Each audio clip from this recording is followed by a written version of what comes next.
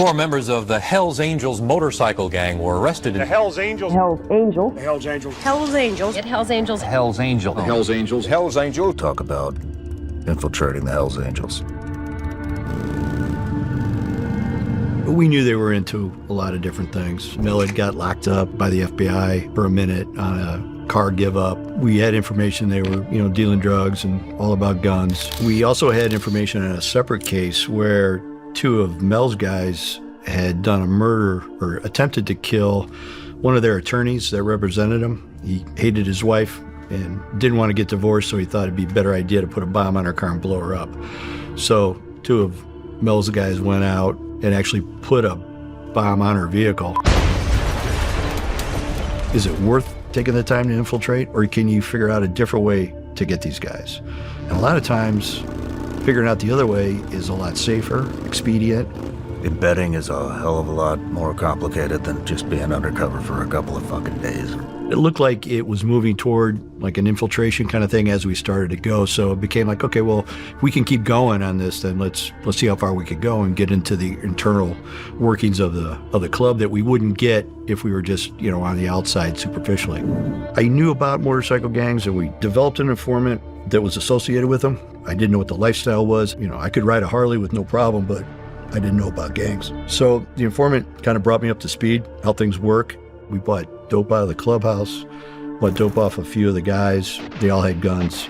So after we did some dope buys, I found that I'd gotten introduced to the Colombian that was actually providing the cocaine to not only the outlaws, but everybody else, in that area. We had the Colombian deliver 5 keys to us, and then we took them off. So it's one of those things where you start building. Once you get in the criminal community and you start, you show yourself as a criminal or a guy that's hungry, looking to come up.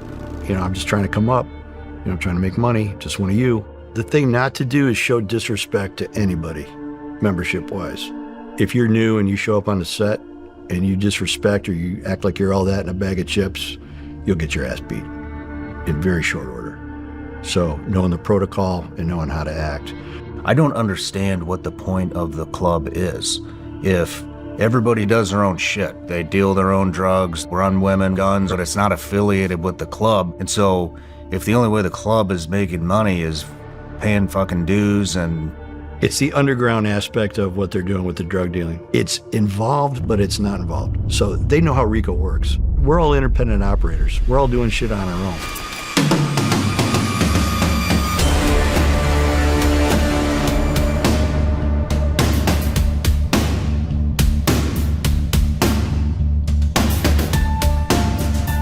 Like a mosaic of criminal activity. You've got a lot of little incidents, but they paint a large picture of the totality of the criminal. It's like when Mel beat the guy up for disrespecting his girlfriend. He invokes the Hells Angels. I became a hang-around, an official hang-around, and then they'd killed Monty Matthias at that point, murdered him in his shop. They had detonated the car bomb on Grand Avenue. They had blown up the president of the club that I was with. Were you there? I was there when Monty got killed. I was there when the bombs went off, yeah. Can you describe that? Monty was killed so violently. I had the realization of, man, I better make sure I'm checking my six and that my shit is together and my shit's tight.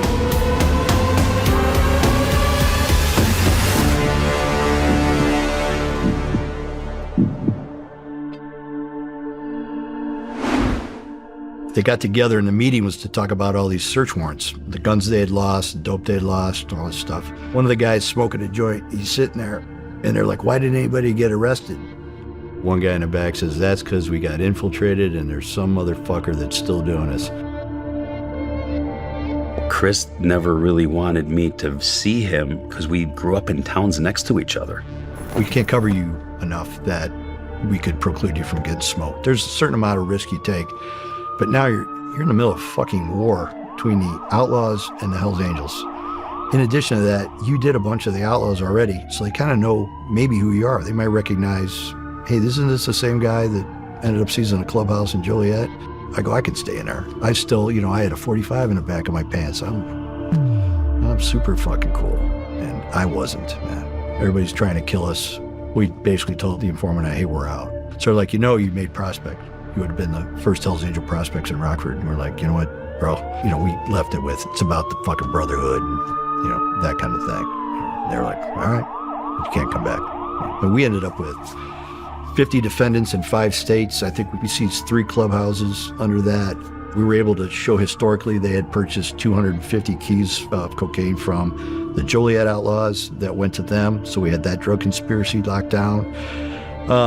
We could show that they had stolen over $1 million in Harley-Davidson motorcycles over the course of just 12 months.